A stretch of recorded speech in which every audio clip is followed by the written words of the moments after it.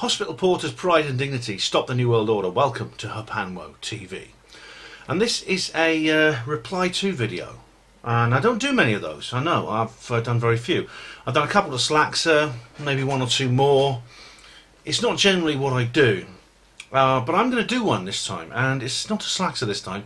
It's someone called Stefan Molyneux. Now, some of you might have heard of him. He's a very well-known YouTuber, actually, and he's got hundreds of thousands of subs, gets millions of views. He's one of the top YouTubers, and I subscribe to him and I watch his material, most of it, and I find it very interesting. I suppose I'm a fan of his, you might say. And over the last couple of years, I've been following closely his various lectures and his discussions and things like that. He covers a lot of things, politics. I particularly like his political commentary. But he talks about economics, the media, family relationships, psychology, history, sociology, etc. And I don't agree with him on everything. I probably wouldn't be interested in him if I did, actually. But I do find him very, very enthralling. He's quite charismatic, he speaks well, he's got a good style. And every so often he does a call-in show. And so listeners and readers can actually call in, viewers can call in. Because he does this on, he has like a SoundCloud account and he has YouTube, and he does them two together. And on the YouTube thing, he actually stands in front of the camera, and you can actually see him the way Alex Jones does nowadays. He does these various call-in shows where he discusses various subjects with people who call in. And one day, a few months ago actually, in fact it was in November last year, he did one about UFOs. And I found it very, very interesting, and I'm just going to go through. I'm just going to go through some of the things that were talked about in this in this call-in show. I'll play you some little clips from it. Now the whole thing is 57 minutes long, so it's almost an hour long, and so I am going to skip quite a lot of the content. In doing so, I hope people realise I'm not doing this in order to censor Stefan or twist his words. I'm doing it simply for the sake of brevity. I'm doing it simply to just basically so this video won't be like 3 hours long with me talking about his every single word. So if he because several times he repeats himself, there's several points that come up over and over again, which Stefan repeats in various different ways. Now the person calling is called Victor, and this is not to be confused with Victor Nevada, my friend of mine who does the alien interview. And this is somebody else, an American, who's an engineer, he's a scientist, and he's a ufologist. Not someone I know, but if he wants to get in touch, he can get in touch. Now he actually replies to the point Stefan makes, because Stefan is very sceptical about UFOs, and he does a good job, I think. Although he says things slightly differently, sometimes slightly differently to how I would say things. And sometimes I feel I could improve, if I was doing this debate, I could improve on Victor's replies, and in which case I will do so. I'll point out when that happens. But it's very, very interesting to listen to, and I'll just go through it now. So here's the first section of this discussion. Do the extraterrestrials that are currently visiting the Earth bother you or excite your curiosity? Have you studied this topic? That's from Victor. Well, hello, Victor. How are you doing tonight? I'm doing good, Stefan. How are you? Hopefully doing good and well as well.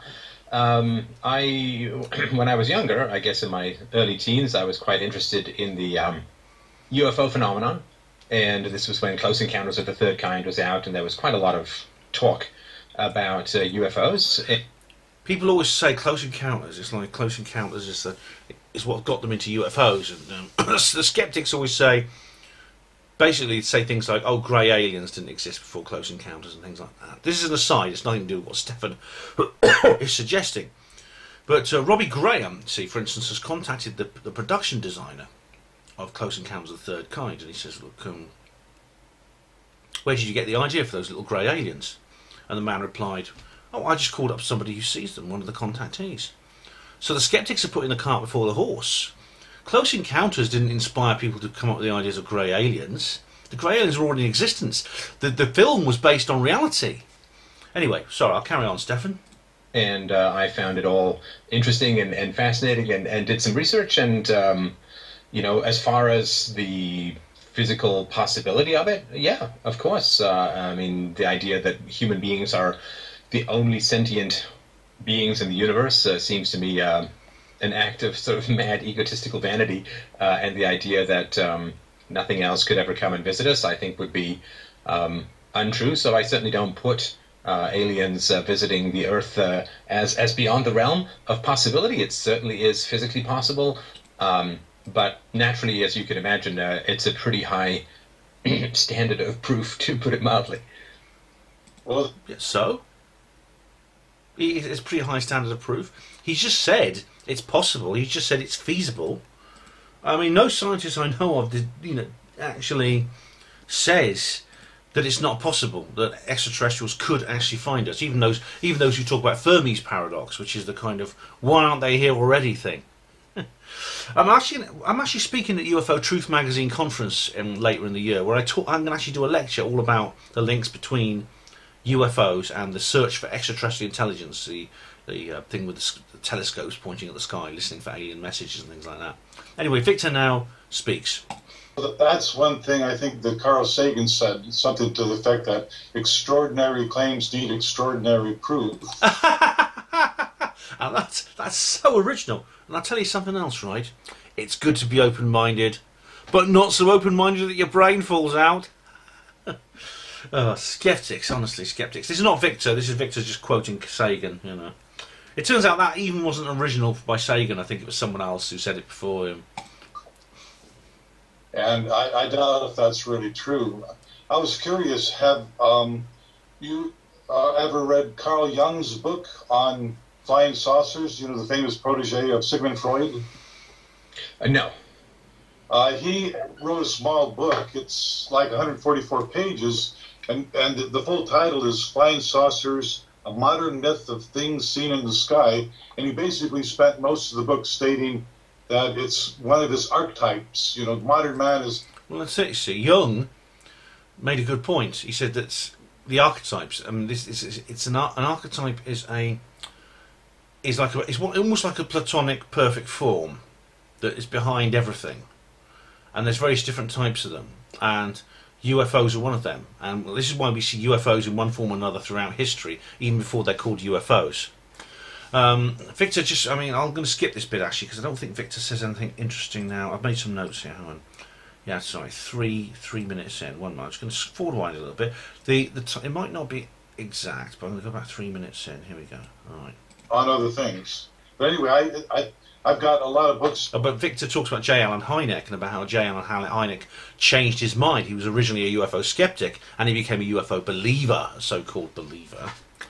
Although I say skeptic, the people who call themselves skeptics are believers in the non-ET hypothesis. In other words, they're the believers in, we're all alone. There's nothing to it except swamp gas and lighthouses. Oops, sorry. I just put the slider on there. Right. I read in the 1960s. I read a book by Frank Edwards called "Flying Saucer Serious Business." You were born, I think, I heard you say 66. Well, this book was written around 67, 68. Frank Edwards at that time was one of the most popular radio announcers, in the United States, and he would have a lot of guests on that relay all sorts of fascinating phenomena. Anyway, he writes a book on flying saucers. Well, I read the book and it was fun. It just showed a lot of still photos of poor quality and of supposedly must not 93. Two men. So I'm just going to go Gulf Breeze, Florida is just a little island just next to Pensacola of the same. Could I go forward slightly?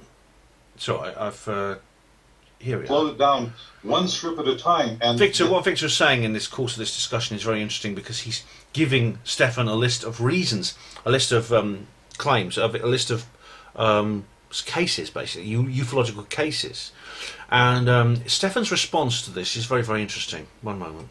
It didn't just disappear. What happened was it was gone within like 3 frames. So I did the math, and it meant this object, whatever it was, went from 0 to about 3,000 miles per hour in less than a quarter of a second. Well, that was beyond any technology I know on the planet. And so that got me... Well, hang on. Sorry to interrupt. We're not quite getting as to why it's interesting to you. But Stefan, I should point out, Stefan, earlier on, I just skipped past it. He says, well, why are you interested in this, Victor? And as if he expects Victor to kind of psychoanalyze himself. It's a rather strange question that Stefan asks him. Now, Stefan's an intelligent guy, I should point out. I mean, he is intellectually honest in the course of this discussion, and he knows a lot about a lot of things. He's very knowledgeable, but I think I'll come to the end of it, but it looks as if his knowledge of the UFO phenomenon is lacking, and so he needs to sort of maybe research some more before he did this discussion, perhaps. But this what Stefan says to what Victor says is very interesting. Just for a second, I mean, an object traveling at 3,000 miles an hour through the atmosphere, would it not face significant heat issues? Well, that's a good point. Just saying why it was important to me, because this was such a phenomenal thing. I never saw anything like it. Now, getting to that question, you're assuming that it follows our technological limitations. Exactly, see. Now, I think this is a reasonable point that Victor makes. If we see something in the sky, and he gives a good analogy later on to do with modern technology in the past, but if we see something in the sky that is behaving in ways that a normal aircraft wouldn't, and UFOs do have these capabilities, they can exceed the performance limitations of anything we could build. You know, in terms of the way they can move very suddenly, they can change directions very suddenly, fly at enormous speeds, hover completely still without any conventionally accepted means of lift or buoyancy. That's very, very important. And Stefan's answer, I think, is inadequate. I'll just play it. Yeah, No, hang on. So the fact that air would produce friction on such a fast-moving object is not a technological limitation, right? Now, they may have technology that absorbs or dissipates the heat or something like that, but the heat would be there no matter what. There's no technology that can destroy the laws of physics, right? Well, that's technically true, but the laws of physics, as it's in Star Trek, the Enterprise travels faster than light and it goes to warp speed. And Scotty says, "You can't change the laws of physics, Captain." Now I know that's a piece of fiction, but I mean, Star Trek is a very, very intelligently written and intelligently created series. It's not just sort of cheap entertainment. Gene Roddenberry knew an awful lot of things. He was in touch. He was actually interested in spiritualism. He worked with someone called Phyllis Schlemmer and things like that. And they channeled aliens and things like that. But I'll carry on because Stefan is it's true there would be friction, but it depends. I mean, could there be, like I say, if extraterrestrials, as Victor's explaining, if extraterrestrials have technology that could somehow overcome that in terms of anti-gravity fields. Now, Stefan is going. I won't spoil it for you. Let Stefan speak for himself. Here we go. Well, Stephen, I'm sorry, Stefan. You're assuming massive winds or something, but that's the thing. It didn't. Well, but that would be an indication that it wasn't a physical object, right? Like this is the challenge, that if you take away standards of proof from something, it doesn't make it more believable. That's technically true, but I think it's beside the point. I don't think it's fair to say. I mean, it's literally correct, but it doesn't mean therefore UFOs are not real. Stefan's going to come back to this point several times. I won't go through the whole thing, but I mean, I've saved a few in my notes of very interesting points he makes. Right, so if you say, well, if something accelerates that quickly, first of all, everything inside it would be completely squished, right, because of the laws of inertia. Secondly, it would be a sonic boom. Thirdly, it would have a crazy heat signature, and most things that we can imagine would burn up or break apart in such a wild acceleration. And then saying, well, these things would be true, but I'm going to remove them as standards of proof because I'm going to inject unknown technology. It doesn't make it any more believable, if that makes sense. Well, I hear what you're saying. It's not unknown technology, right? This anti-gravity technology, free energy, has been created. Now, one of the effects that you find, and I've seen this demonstrated on a working model, in terms of simple anti-gravity craft and anti-gravity objects. There is actually a working model as possibly an anti-gravity device, and it's demonstrated in Nick Cook's Awakening to what's it called, The $1 Billion Secret, or the UFO's the Secret Evidence. Okay, you have this a strange effect on the air. So the air becomes almost superfluid.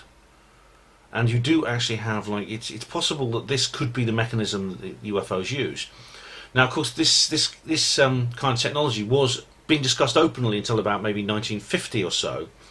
Then it went black. Then it was basically classified by the government, and that's where you get to the secret space program. Okay, the secret space program is real. There are many witnesses coming out and talking about it. There's documentation about it. Sometimes comes through leaks out, and sometimes, but it did exist. It was talked about openly, like Thomas Townsend Brown. Andrew Johnson has done an entire lecture on this. So Victor's now going to reply to Stefan.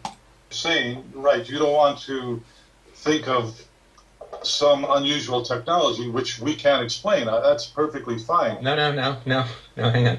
It's not that I What's wrong with that? He's made a good point. don't want to think of some unusual technology we can't explain. It's that saying unusual technology solves these physics problems and we can't explain it is not an answer. He's not saying it solves the physics problems. He's just observing an effect of these objects. That's not what Victor claimed, Stefan. He's just saying that you see these objects with these physical objects that are picked up on radar. I skipped through the bit where he talks about the radar sightings and things like that, which are picked up on radar, unseen visually. He talks about the Pensacola case where there's two people saw the same thing. The properties of these objects have been documented. They've been observed. Okay, he's not saying this breaks the laws of physics.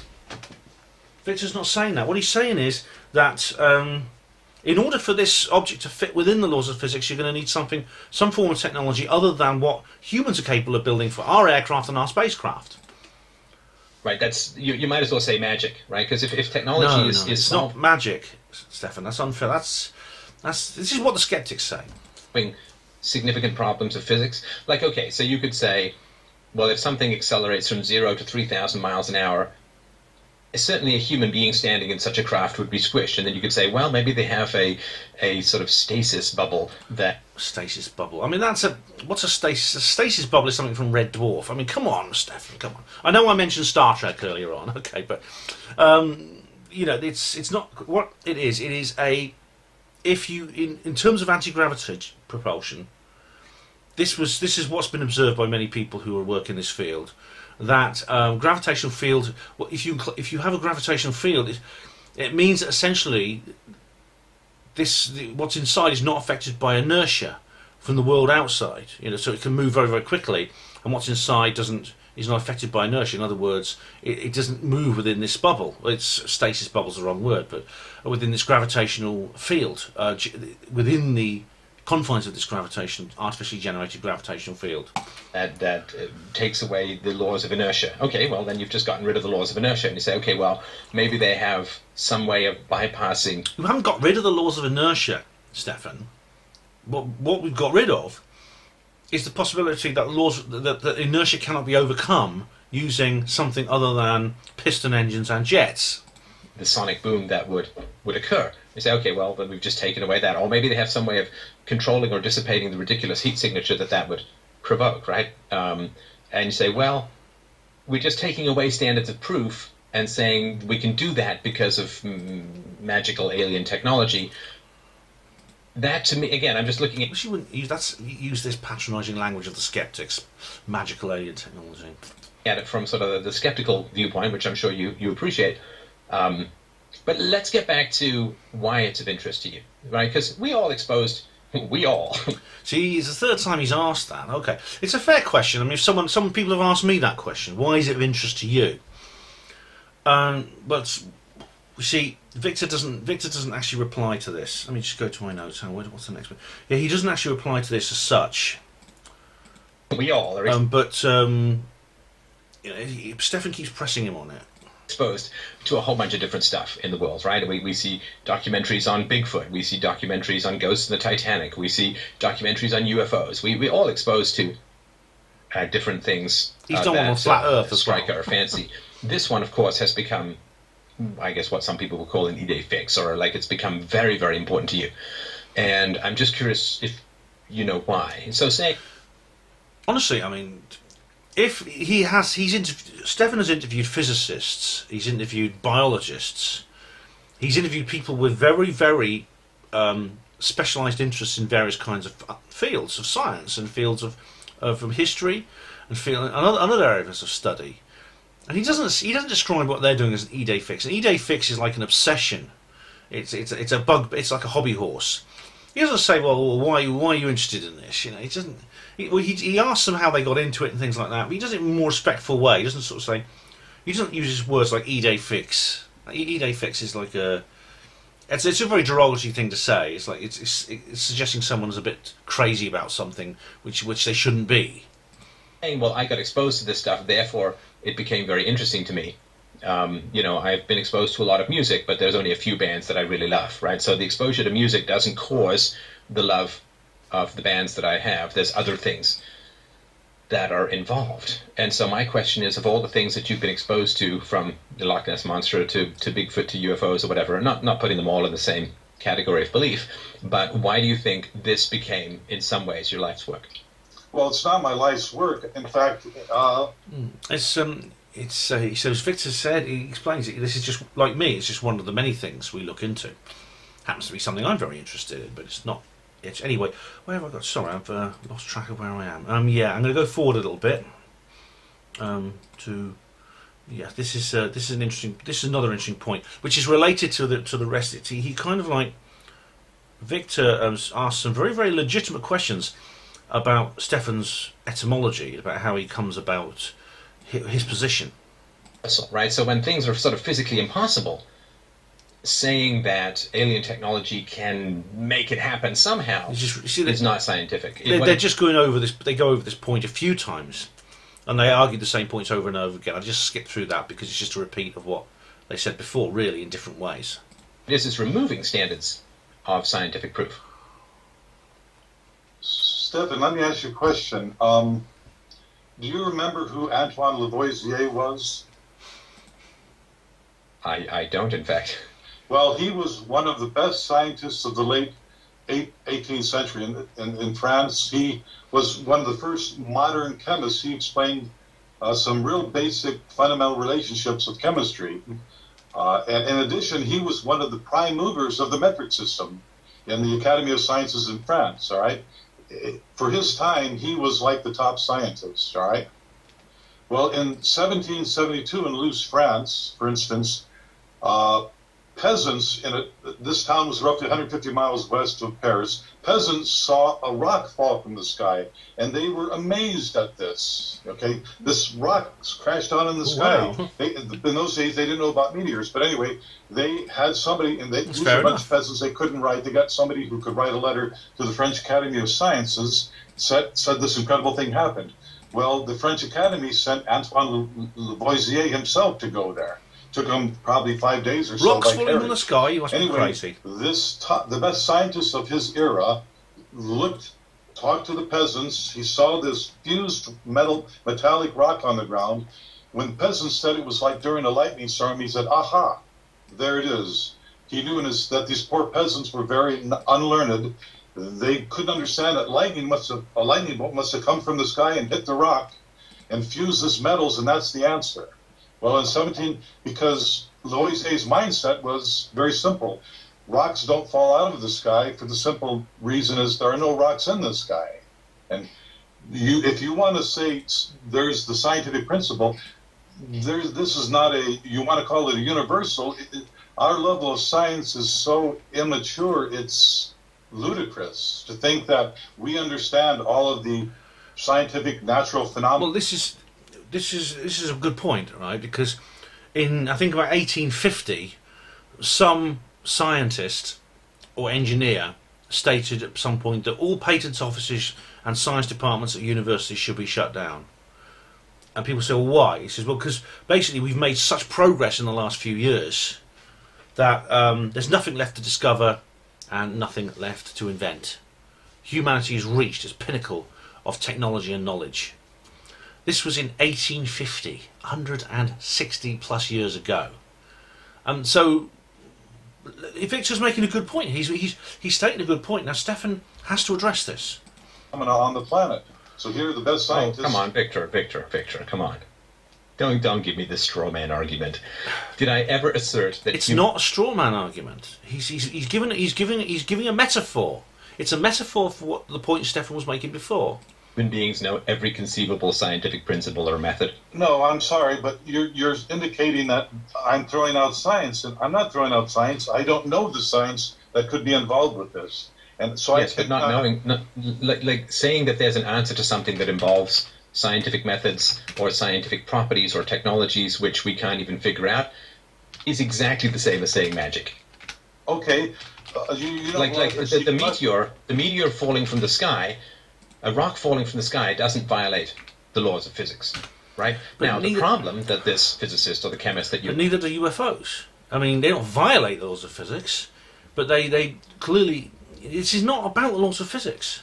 were talking about had was that it violated his cosmology, right? So the cosmology was that there were no asteroids, or I guess they looked at the moon and they saw craters on the moon, and they could see those, but they assumed so there was rocks flying around at some point. But I mean, they knew there were comets, right? They'd certainly seen comets since.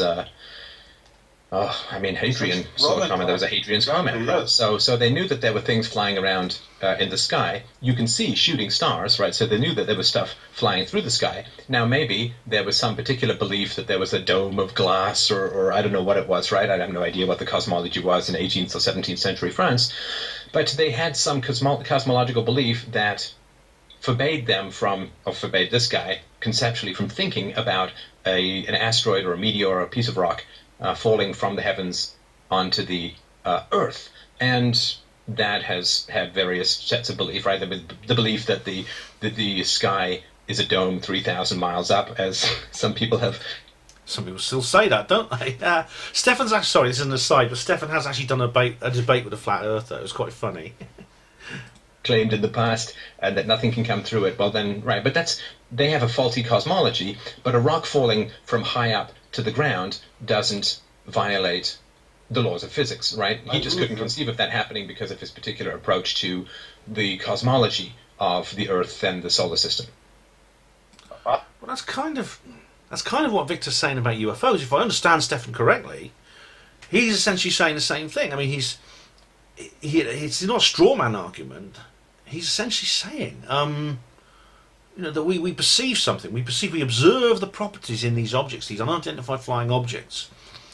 And we don't say, well, there's breaking the laws of physics. Look, inertia's wrong, momentum's wrong, laws of thermodynamics are wrong, and things like that. We're not saying that.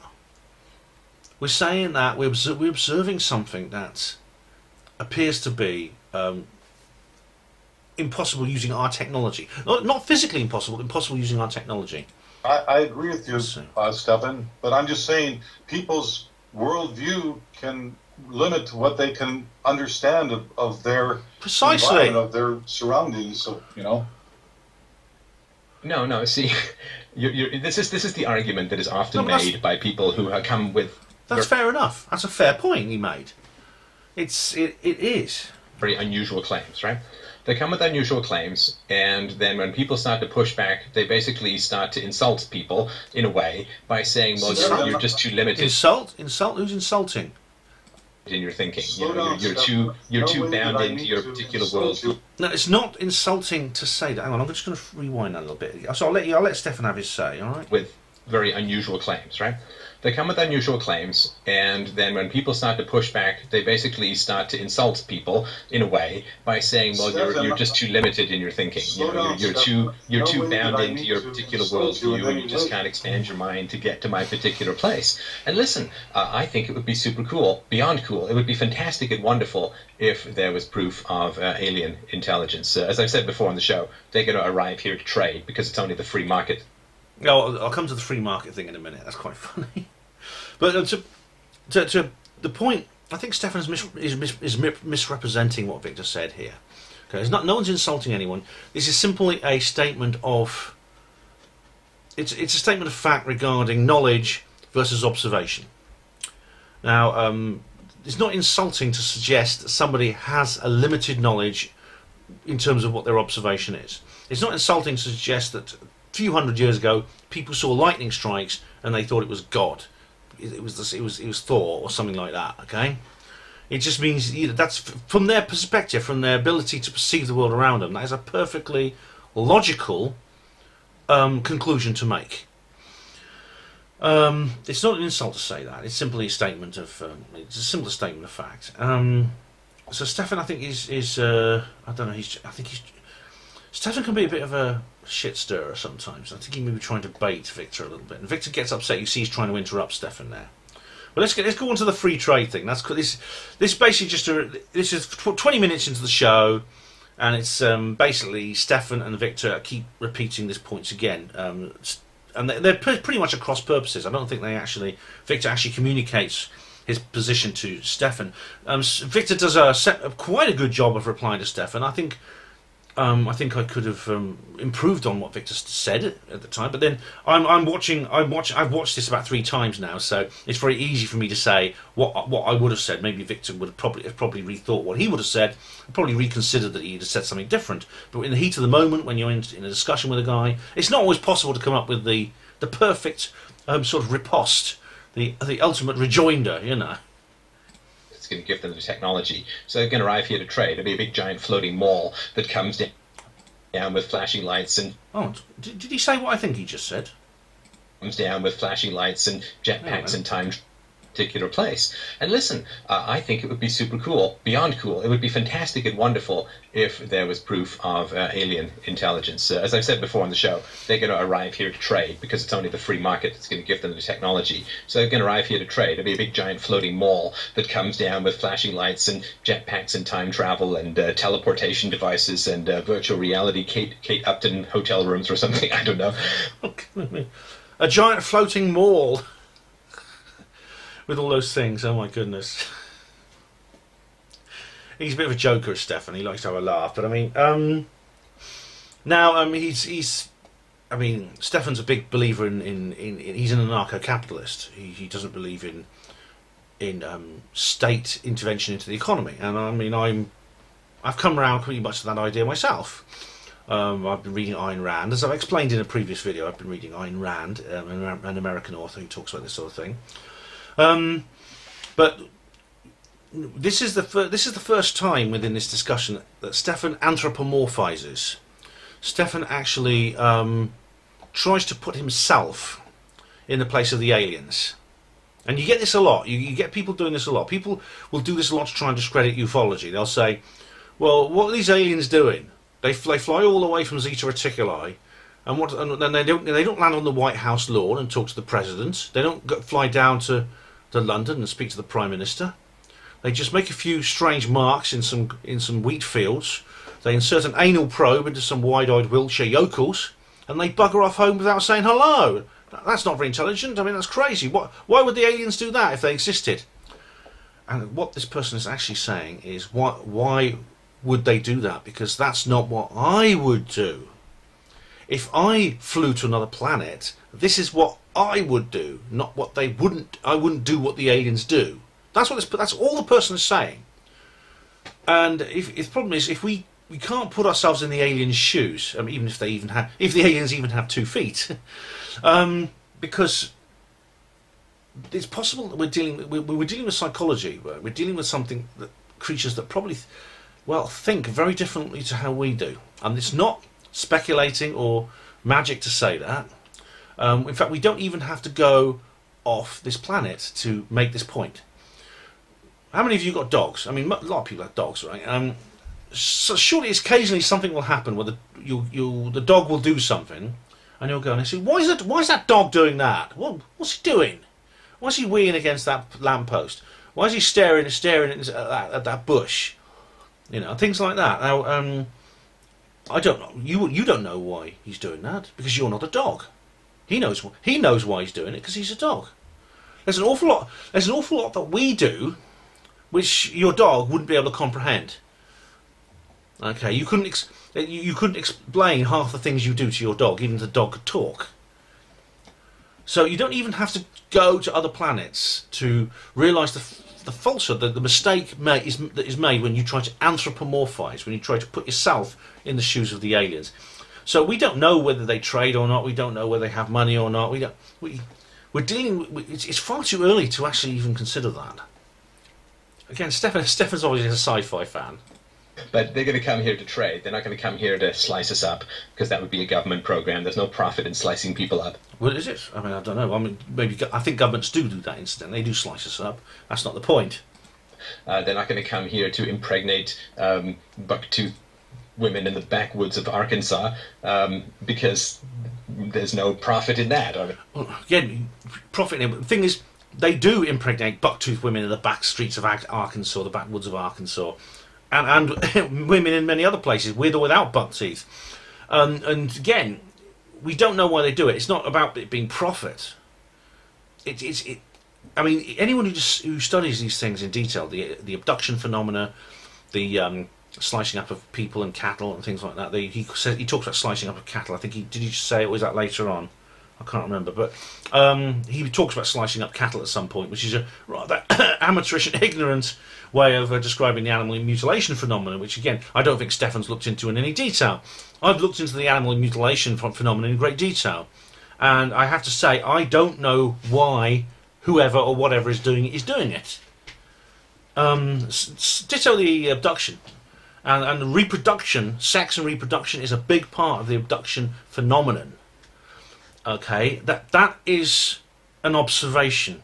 Okay, I don't have an explanatory model for that, but it doesn't mean it's not true, Stefan. It doesn't mean it's not true. It's not a reason to suggest it's not true. And you don't need to explain this just because you can't explain it in human terms doesn't mean you can dismiss it as epiphenomenal.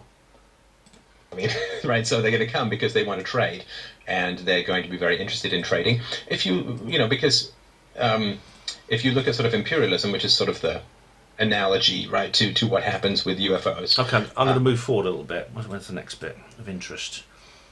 Is it 2028? There we go. Well, I'm just going to move forward a few minutes because I think there's nothing much interesting happens, or less interesting happens for a while. Just going to go forward a bit. Don't understand.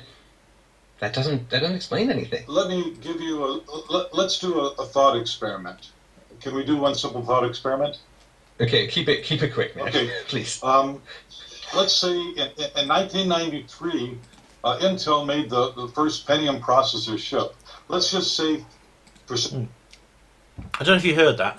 Vic's voice might be a bit indistinct. I'm using these speakers at the moment on the microphone of the camera. He said that the Intel made the first Pentium processor chip. That's what he's saying. Think of argument that we could send that microprocessor chip back 100 years to 1893 and give it to the best scientists and engineers of the time. Some of them were quite good, all right? Could they understand that microprocessor chip?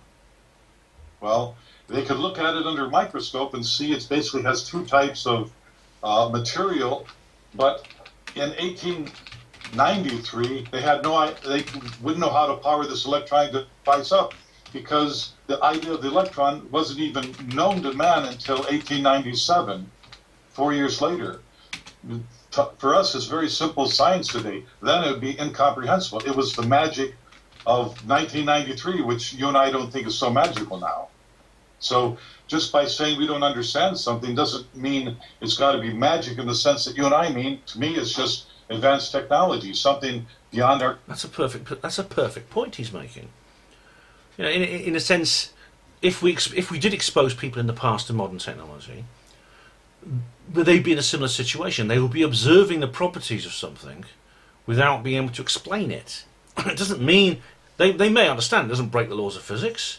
A scientist could probably look at a Pentium 1993 Pentium chip from the late 18th century and realise he was late 19th century and realised that he was dealing with something electronic that worked through electricity. That'd be about as far as you could go, but that'd be a start. Who knows? I mean, eventually they might be back engineer them, like the way they've done with the Roswell crash. Our capability right now.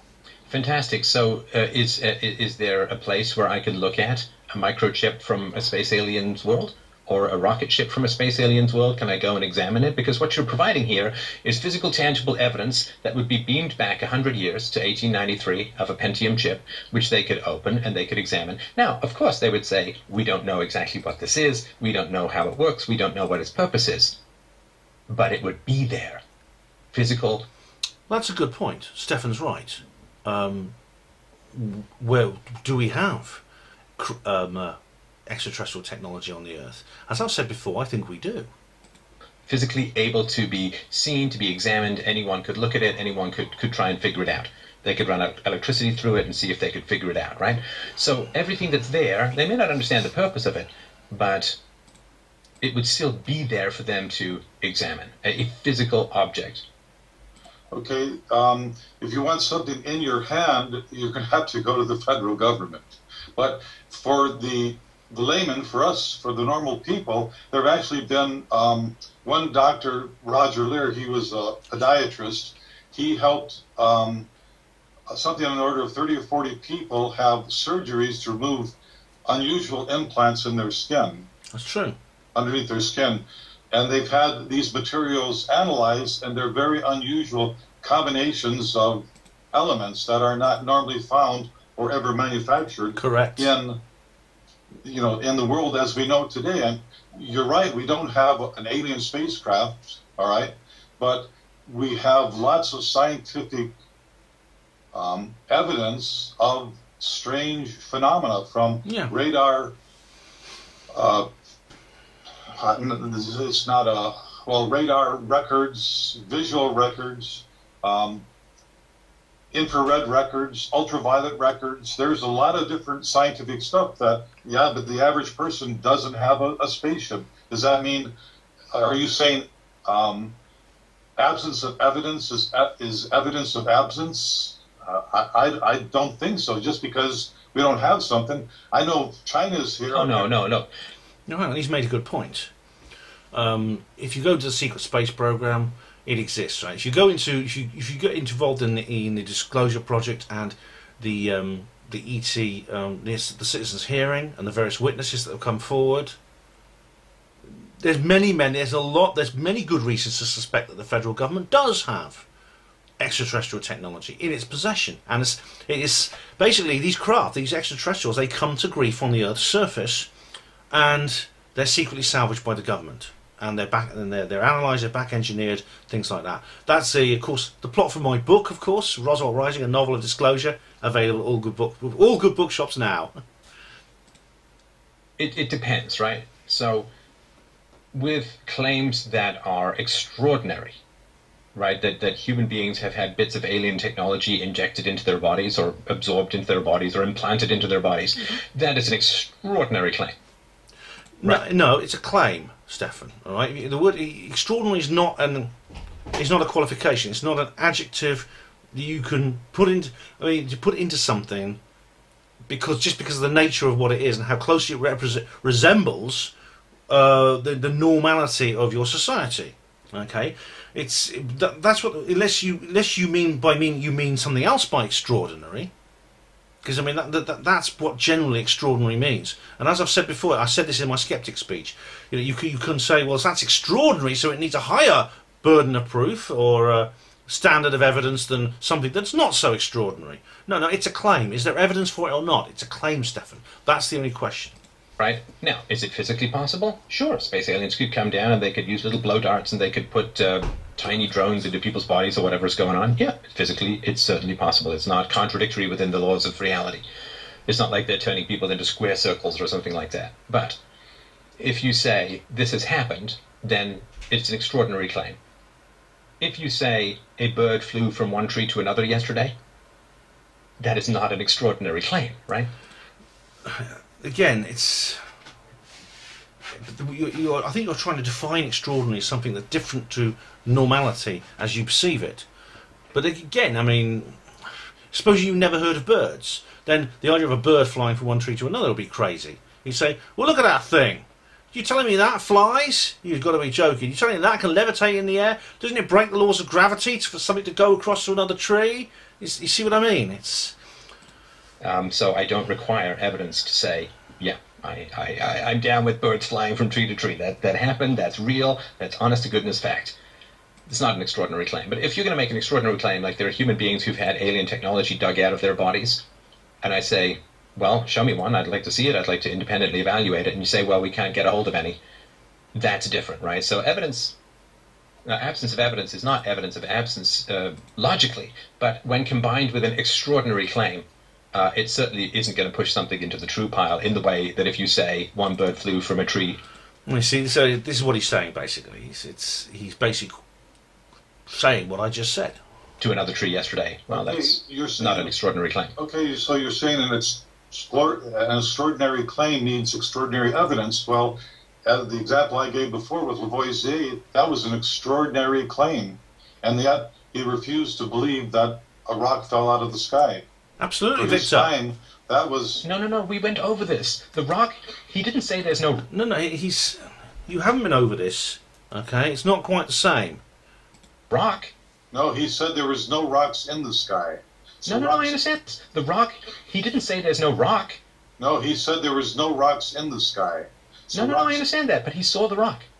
Yes, but... It was just the limitations of his cosmology. His view of the Earth with a dome over it meant the rocks couldn't smash through the dome.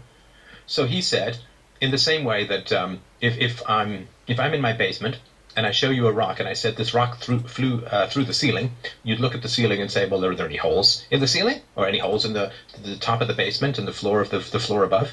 And if there were no holes anywhere in the house and a big giant rock was in my basement, then you'd say, well, something happened. The rock got in here somehow, but it didn't come crashing through the house because there's no holes in the house. So if we've come onto this from Alien Implants, where Victor's just been explaining to Stefan that Dr. Roger Lear and people like Daryl Sims and others have collected evidence. They actually have these things in their possession, these strange objects, and all the properties that go with them, which are found in the human body. Which I think I might have one. I've talked about this before.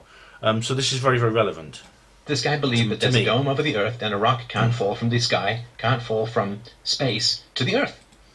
Right, so we already went over this. So the fact is that at least people could examine. Right, they may be wrong about where it came from, but that's like saying, well, here's some space alien rocket ship, and there are elements here we've never seen before. There's technology we don't understand. We don't know how it's powered. Now, if we say, I don't know which star it came from, that doesn't matter as far as the fact that it exists and it's beyond any technology that we know of, and it has elements that are not seen on the Earth and whatever, right? And so the rock and the microchip that you talked about do not fit because there's nothing physical to examine that is incontrovertibly not of this world and of technology that can't possibly be discovered. And of course, the other thing too, it may not be a present thing. If they find something really old, it could be that either space aliens were here before, or maybe there was some, it's unlikely that there was some technology or some civilization with advanced technology that we had no other examples of. I don't think that's really the case. Certainly not in the Australian outback. But I would say that you're not, and I want to be, I want to be convinced. I mean, it would be pretty cool. I would enjoy it. Stefan, but the examples that you're giving don't match the requirements that extraordinary claims need. But he hasn't. Stefan is obviously not aware of the evidence. Okay, Victor's trying to explain the evidence to him, but Victor, there's a limit on how much Victor can say in the course of this discussion. There are no soundbite answers to this subject. Stefan has to look into it. I mean, it's very, very difficult because there is an awful lot of material out there that he would have to get to grips with. He'd have to probably read at least a dozen books and things like that. So, yeah, I mean, I sympathise with him in a way. I'm not calling him narrow-minded. Like I said, he's intellectually honest. In this whole discussion, he's intellectually honest. He is curious. He's genuinely curious. He just doesn't know enough. Stefan, let me ask you one question. What is the first part of all science? What is the beginning of all science? Observation. Yeah. No, I think skepticism. Is skepticism in the authority of experts. At least that's what Feynman said. Well, authority of experts, you know what Mark Twain says about experts? No, what? Let's go for it. In religion and politics, people's beliefs and convictions, whose opinions about them were not worth the brass farthing. Right, so you're trying to convince me of something which I've not directly experienced, which you can't show me empirically, which you've not directly experienced, which is related from other people. So how is this not falling exactly into the Mark Twain quote that you just... No, because he's trying to convince him of something for which there is evidence. That's what Victor's trying to do.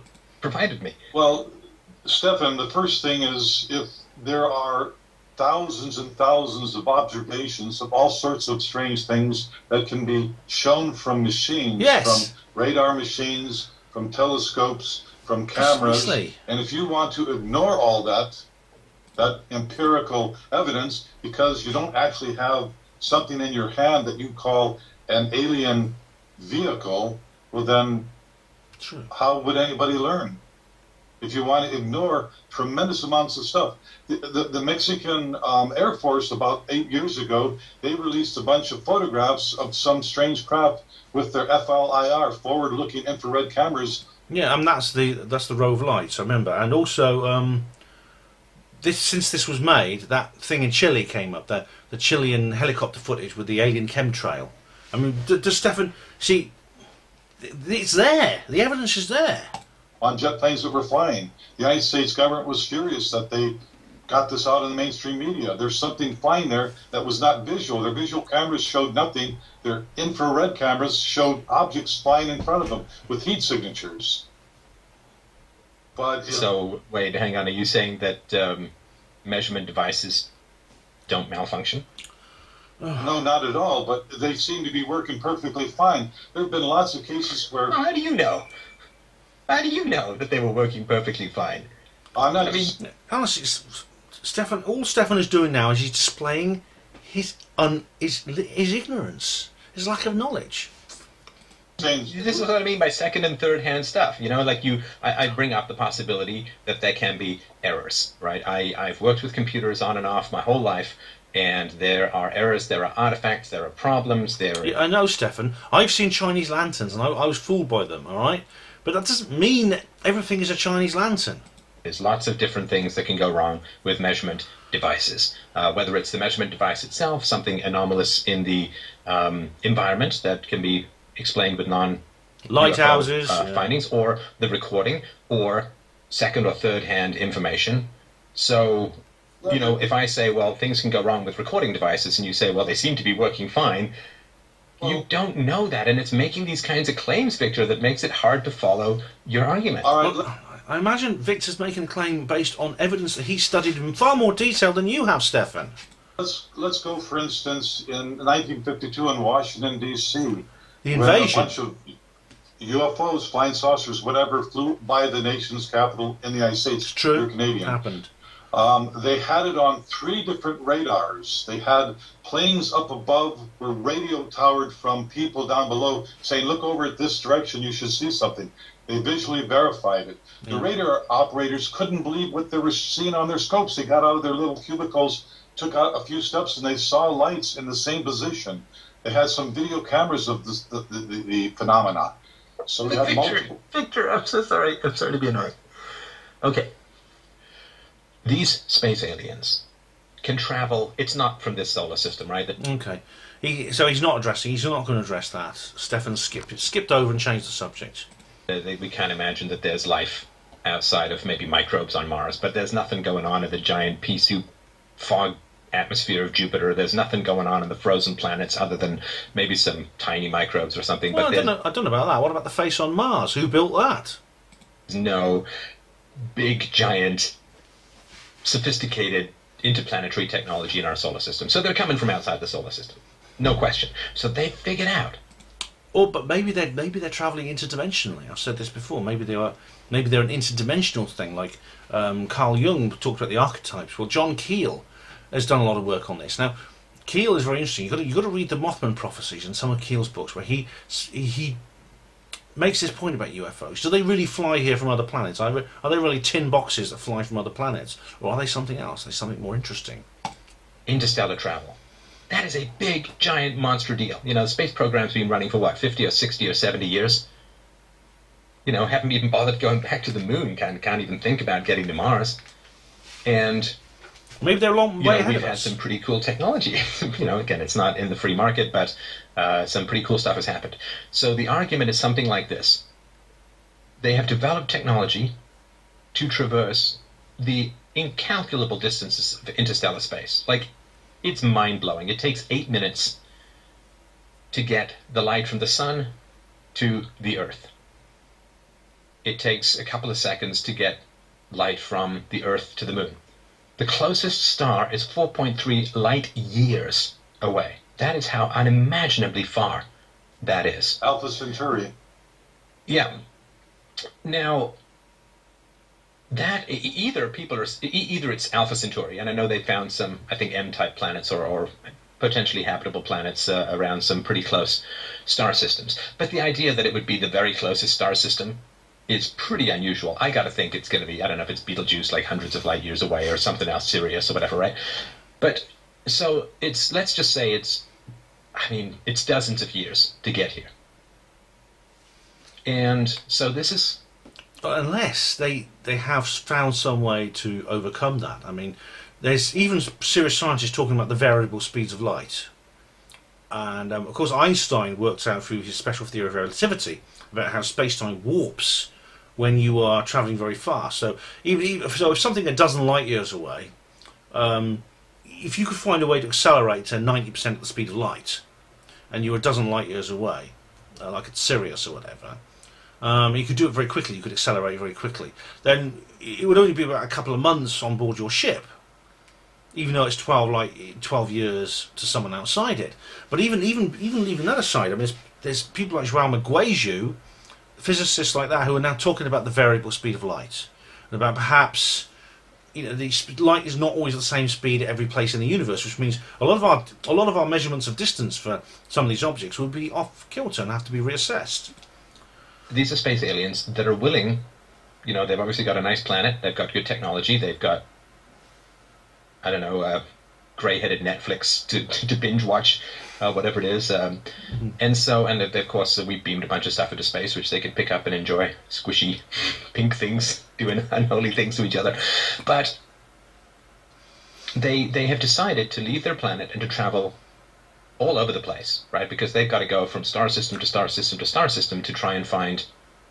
like on the star map, which Betty and Barney Hill talked about. And again, he's anthropomorphizing. He's saying, well, he's thinking, well, what about us? Well, this is what we would do as humans in that situation. And again, you can't put yourself in the alien's position. Life, right? And No Man's Sky, lots of people are demanding refunds because it's really boring. So they got to go from star system to star system to star system, spending dozens of years sitting in a tiny tube, going from place to place and trying to find life. And then they finally find life on our planet. And it's coincidental that, it wasn't, I don't know, a couple of 100,000 years ago, it would be useless, right? And because, it would just be something they get to see some apes and some other mammals and some reptiles and amphibians. Is he familiar with Tabby Star and the Dyson Sphere?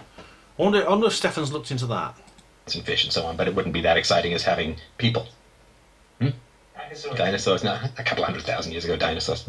Hundreds of millions of years ago, dinosaurs. But 65 million, the last ones. Was it? Yeah. Well, unless you see a snapping turtle, in which case they're back. But so these space aliens, and I'm sorry for this long-winded thing. I just want sort of setting the stage for the listeners. But so these space aliens, they have flown through space. They have finally found our planet. They have figured things out, and there can't be that many of them because they can't be sending 1,000 spaceships to each planet, right? So there'd be maybe a couple of spaceships, and they've got all of this incredible technology. How do they keep themselves alive for dozens of years in a spaceship? How do they propel themselves? Why would they even... I guess there'd be a few of them who would bother or whatever, but you'd lose your family, you'd lose your friends, because if you're traveling near light speed, then you're going to, as in Brian May's song 39, you're going to come back evil, you left behind. How too light or past light, in which case their time dimensions get all screwed up. So they have all of this incredible technology. They can survive for decades in space. So they can get to near light or past light. They can accelerate from 0 to 300,000 miles an hour in the blink of an eye. But you know what they get defeated by? After all of this incredible technology that they have, do you know what they get defeated by? 20th century radar. Honestly, we could land... When the Viking spacecraft came down on Mars, it was almost smashed to pieces by a lump of rock. That's zero technology. That's a silly point. They can detect that we're using radar devices, right? They're not going to send something without any... Again, we're putting ourselves in their position. I mean, this is a common objection. People often say this. Well, how is it that they were? How come they were picked up on radar? You know, how did that happen? Anyway, I'm going to skip forward a little bit because let's just go forward a couple of minutes. Since why would they be coming here if they're within 50 to 60 light years from us? They're watching I Love Lucy that far away right now. They've got all the technology to examine electronic signals. Yeah, like zooming in on Minecraft to get detailed. But still, detailed civilization. Part of your argument, Stefan, is you're assuming our human limitations of what we think reality is. You're assuming... No, Victor, I'm not going to metaphysics with you. I'm sorry. If your argument has to be rescued by alternative realities, you're in the wrong show. No, it's a good point. I think ufology, this has to get to grips with this. This is what Carl Jung was interested in. This is what John Keel was interested in. Sorry, I can't go to metaphysics. Why? With you. Because you're saying that the UFOs show up in this world, right? Now, here's the thing. I mean, it's a logical possibility. Either the aliens don't want to be seen, in which case, boy, according to my YouTube search today, they seem to get seen quite a lot. So either the UFO craft... That's that Klaatu song, Calling Occupants of Interplanetary Craft. It's actually a pretty good song from the 70s. Karen Carpenter. Please, interstellar policeman. Oh, I shouldn't. Sorry, they're going to come back from the dead if they're dead and kill me. But so either the aliens, they don't want to be seen, in which case it's a little confusing because they're getting seen a whole lot, or they do want to be seen, in which case, why are they hiding? It's sort of incomprehensible, right? Well, you're saying those are two possibilities. Let Victor talk first. Your earlier claim that these beings have to be ethical because they're anarchic in their society. Maybe they have, like for instance, the old Star Trek TV shows, the Prime Directive. They know if they're really empathic and really care about developing emerging civilizations, they don't inflict themselves on them until, for instance, they have light travel or they have some advanced technology. That's very true. I'm going to have to change the film chip in a minute. Sorry, I thought the film chip was longer. Oh, I'll have to change it in a moment. It's all right. But this is a good point. I mean, they do seem to have some kind of their relationship with us and the way they behave with us does seem to follow certain rules. They're interested in our nuclear weapons, for example. The fact that they will show themselves to a certain point. Sometimes they'll even ostentatiously show themselves to, like in several space shuttle missions, STS-80 and things like that. But then at other times they will evade us. It's almost like they're toying with us. So again, it's anthropomorphizing again. You know, I wouldn't make crop circles if I went to an alien planet. Therefore, the aliens can't be making them when they come here because they're like us. They think like us. It's a falsehood. It's a big mistake to make. But then how do we know that if the whole point is to not, like, let's assume they don't have any Captain Kirk who has endless fetishes for weird alien tentacles up his nose and his butt, why are they able to see us, right? They're doing a very bad job of keeping their prime directive if they're all over radar and they're abducting people and they're slicing and dicing cows and they're, injecting people with alien technology. It's like bad prime directive, dudes. Well, here's one of your assumptions. You keep saying they. According to a lot of people, there are 50 to 100 different civilizations visiting the Earth as we speak. Yeah, I mean, look how a single species on one planet, how we diverge. We humans, we're the same species, but you could travel a couple of thousand miles, and you'll meet someone who's so culturally different to you that it'd be very, very difficult to actually form any kind of relationship. You know, you may find that pointing is rude or belching after you've had a big meal is polite. You know, it's that kind of thing. And they'll be at all different levels of development. Wait, 50 to 100 different civilizations visiting the Earth? And some of them, I think the worst ones of them are most like humans. No, it's reports. There's virtually a taxonomy of these aliens now because so many of them have been seen by so many people. How do they get it down to 50 to 100? Because 49 would be crazy. 101 would be plain nuts. Who do you want to believe? For instance, there's a something called the Disclosure Project, where they have Yeah. roughly 450 government witnesses who are in the military, who are in contractors, Stefan's going like scientific this. organizations that work with the government, that have made claims they have experienced You watch the different video. aspects of alien technology. There's a link in the alien description box of the beings video. themselves. So some of them claim the United States government has a document that states, I think one guy, I'm trying to remember his name, Clifford Stone, he was partly... I'm just going to change the film, Chip. Okay. Okay, we're back. Right. He's been talking about Clifford Stone. was in a group of technical people that reclaimed crashed or downed alien spacecraft. Over a 12-year period, he helped reclaim... Sorry to interrupt. I should point out that Clifford Stone himself is not the only person to say this. I mean, he's not the only... There's many, many others. There's John Wayne Gant and people like that who talk about this, okay? So it's not just one person. But don't the aliens beam up people from time to time? Well, on television they do. I don't know in reality, you know. He's a joker. You know, our imagination is endless. We can think of anything. What really No, we happens? don't want to use imagination on a philosophy show. But they can teleport, right? I mean, they can beam people up or beam people down. They can teleport. They can. Right. So if they didn't want the U.S. government to have these documents, then they would just go and teleport them out, right? Oh, that's really a bit silly. That's a silly thing. I mean, okay, it's an interesting question, but I mean, anyone who has looked into this would realise that it's far more complicated than that. I'm just going to forward wind a little bit. Okay, that's nearly the end now. It's true. Then would they steal? Well, if you are trying to cover your tracks and it fits your prime directive, right, then you would, right? Like the Men in Black thing where they push that button to erase people's memories, right? So if you recognize that for human beings we're so fragile that if we find out about other civilizations we will be traumatized or I don't know what, right? Do a Thelma and Louise off some conceptual cliff. Well, then they would want to take away the evidence, right? Because they will have violated their own prime directive, which I assume is pretty important. See, the prime directive is pretty important because let's say that they have a cure for cancer or tinnitus or whatever, right? Let's assume that they can travel interstellarly. They probably have a cure for cancer. So the prime directive is pretty important because they're letting millions of people die every year when they could just walk down and give us a free cure for cancer, right? Or blindness or whatever's orbiting Hillary Clinton that's doing such damage. I don't know.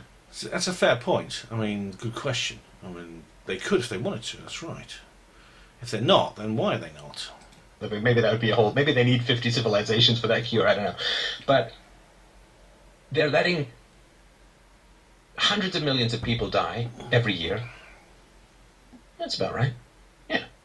Hundreds of millions of people die every year from like heart disease and cancer and accidents and all. Maybe they can't cure the accidents. They cure the heart disease and the... Other 99% aren't. I don't know. Intelligent, I think that stuff would be automated. Hey, we're going up in a prime directive airspace. Automatically, your radar shield goes up and all that, and your visual... I just forward-winded it a little bit just to get past. Your shields go up and all that, right? Sorry, 55.3 million people die each year, and I'm putting that totally on the thin grey soul shoulders of the space aliens. It's their fault, because if they could find some way to solve it and prevent it, and they're not doing it, I think they get Intergalactic Assholes of the Year award. What if they... Well, I would like to ask them that question, actually. I mean, is there a reason why you can't help us out? And maybe they are helping us out in other ways. I mean, I'll go into this because Stefan talks about war and things like that, and that's an important point. He could say this... I think it's in a... Yeah, I'll go to my notes. Yeah, it's coming up. It's coming up. We have 55 million more people every year, or 100 million or 200 million. And this interestingly is the question people ask about God. A lot of it's a common. It's like the Epicurean dilemma of God. With me and Beats Art, we're talking about this. About is he omniscient? Is he omnipotent yet not willing? Then he's evil. Is he not omnipotent and yet willing and yet not willing? Then why call him God, etc., etc. And people apply this to the aliens, and I mean, for some people, the aliens are religions, and there's a cult involved, like the Aetherius Society and the Raelians. But it is a fair question, and it doesn't have to be part of some kind of saviour worship thing. It's just saying, look, guys, help us out, will you? Help us out. Maybe they are helping us out, because there's plenty of ways they could help us out. But I mean, when it comes to cancer, we could cure cancer. See, we could cure cancer with cannabis oil and things like that, which are banned by the Illuminati-controlled pharmaceutical companies. So, in a sense, this is kind of our own doing. I'll just carry on a bit. Runaway growth, and we can't handle it, our society. Should they be interfering with us so significantly? Well, no, because if fewer people died, then fewer people would need to be born. I mean, that they wouldn't understand that, right? I mean, when half your kids died before the age of 2 from some god-awful disease, then you had a lot of kids. And now if you look at the West, particularly among Asians and white people, it's very low replacement rates because kids are pretty much guaranteed to make it to adulthood. So the idea that fewer people would die and therefore, the population would just go up like crazy, that they would understand that that's not how things work. And, I just want to say, I mean, listen here, space aliens. I got something to say to you. I know this is going to go out, but here we go. This is what I got to say. Look, I had it pretty rough as a kid, and, if you're space aliens, you know that lots of children have it rough out there in the world. And if you're not doing anything about it, you're kind of jerks. And lots of good people suffer needlessly from disease, from injustice, from persecution, from false imprisonment, from false charges, from all this kind of stuff. And if you guys are out there and you're not doing anything about it, I'm going to tell you something. Screw your Prime Directive. Get a Black & Decker, drill it up your whatever you call behinds, and just hit the gas, because you are complete and total intergalactic jerks for not solving things. When there are wars being, you could have come down and maybe put some kind of shield around some of the unjust wars that have occurred throughout the world. When this stuff has been around for a long time, and the Second World War. Maybe He's making a good point here. I must say, Stefan is asking one of the questions I would ask the extraterrestrials if I met them. And it's true. And again, this ties in with what people say about God. I mean, why does God let evil happen? And you get back to the Epicurean argument, etc., like that. This actually comes up in my book as well, this whole idea. But I mean, they do have a presence, they do have an awareness. I mean, Captain Robert Salas, who was a part of the missile combat crew for launching nuclear weapons at the Soviet Union, excuse me, in the Cold War. So if I didn't yawn, I'd cough. And there was that famous story about the aliens appearing. Well, this UFO appears, and suddenly his missile starts shutting down one by one. And it's as if they're telling us, they can do this if they want. And there's been times in the Soviet Union where they almost launched a missile without, and the operators were trying to stop them. That must have been scary. Oh yeah, they at least they tell us. I mean, I don't know, because I said we can't anthropomorphise them.